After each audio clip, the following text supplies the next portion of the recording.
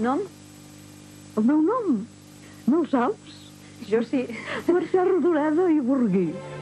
Els cabells blancs, la veu profunda, el somriure constant. Aquesta era la imatge que cultivava Mercè Rodoreda als anys 80, quan per fi era reconeguda com la gran novel·lista catalana del segle XX. Darrere aquesta pretesa innocència s'hi amagava una dona amb una vida rebel, amb conflictes personals i familiars molt intensos. Per un escriptor o per un artista, una vida difícil i èpoques dolentes, això és importantíssim per formar, per tenir una capacitat de com en diré ara jo, et converteix en més humà, comprens? El donar-te i el viure malament t'humanitza.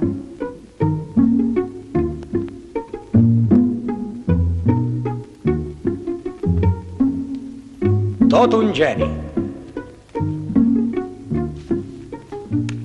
Et cansa? Massa ondes i massa recarregat. Si vols ser la meva dona, cal que comencis a trobar bé tot el que jo trobi bé. I si alguna cosa no m'agrada de cap de les maneres? T'ha d'agradar, perquè tu no hi entens. Colometa, atrapa'm! Per favor, Quimet, torna'm la sabata. Eo, eo, eo! A veure si l'agafes. El matrimoni es converteix en una presó per a Mercè Rodoreda. El 1937 deixa el seu marit i se'n va viure amb la seva mare i el fill. Comença a introduir-se en els cercles intel·lectuals més avançats, col·labora en revistes i publica les primeres novel·les. La primera, del 1932, es diu «Soc una dona honrada». Són llibres que ella després... Sap, planyo molt el seu promès.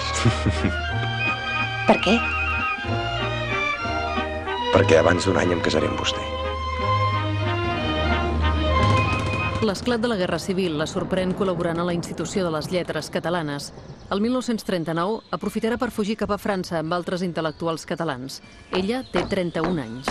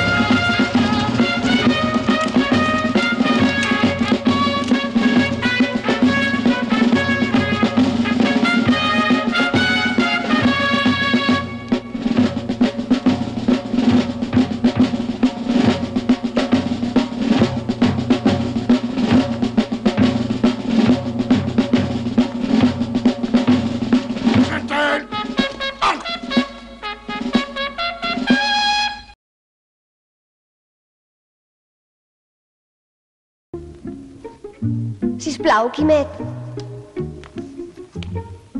On ets? Quimet! Quimet!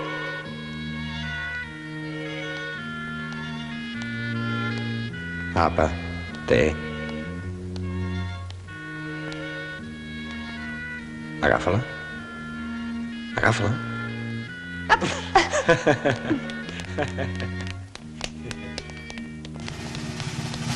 Al juny del 1940, els alemanys entren a París. Ells han de fugir cap al sud de França. Caminant camps a través, arriben a Llemotges, la zona lliure. Però l'Obiols marxarà a Bordeus per treballar de capatàs en un camp de concentració nazi. Això li permet certs privilegis, com la possibilitat de creuar sovint les línies de demarcació. Rodoreda cus per guanyar alguns diners i aprofita la soledat per escriure contes. Acabada la guerra, aniran a viure a París en una petita habitació que conservaran durant molts anys. Aquí escriurà la base de tota la seva obra.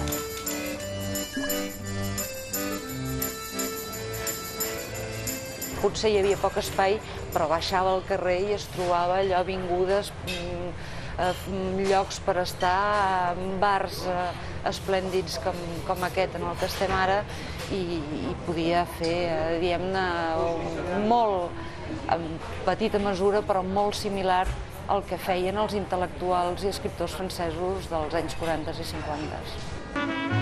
Tu seràs la meva reina i ballarem un vals de punta a la plaça del Diamant. Tu i jo. Colometa.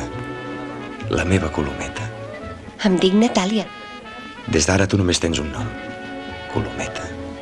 Colometa.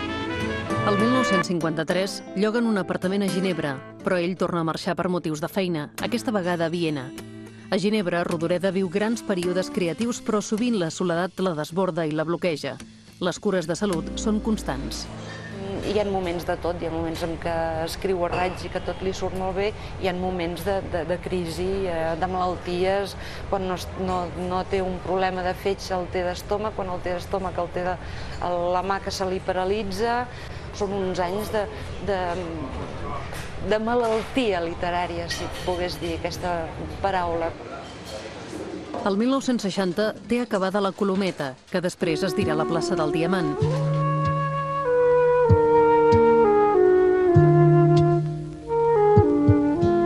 Vola.